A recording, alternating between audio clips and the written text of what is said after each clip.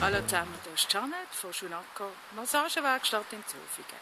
Heute ist Sonntag und gestern bin ich im FCB arbeiten. St. Gallen hat gewonnen und ich tue mich heute ein bisschen entspannen. Heute gehen wir mit dem Flitzerli von Zofingen auf die Agmarselle, am wunderschönen Aareradweg entlang.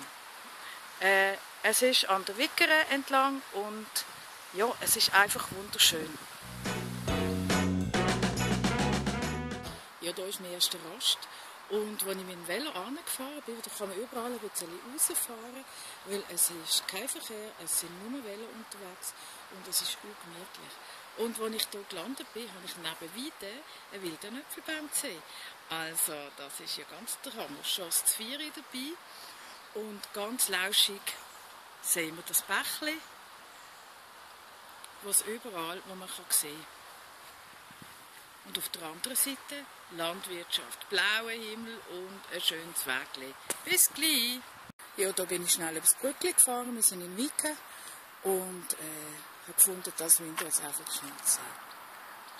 Hier hat es einen wunderschönen Baumnussbaum. Und dann, wenn ich abgestiegen bin mit dem Velo, habe ich gesehen, bin ich gerade, das ist ja wieder einmal an der Futterquelle. Ein wunderbarer Brombeerstrauch. Und sie sind irrsinnig fein, die Brombeere, und haben keine Stacheln. Also,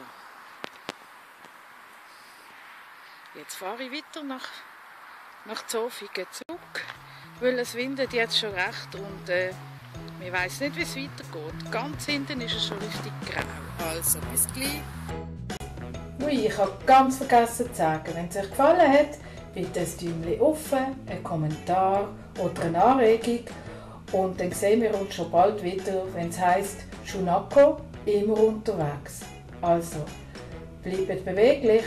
Eure Janet von Shunako Massagewerkstatt in Zofingen.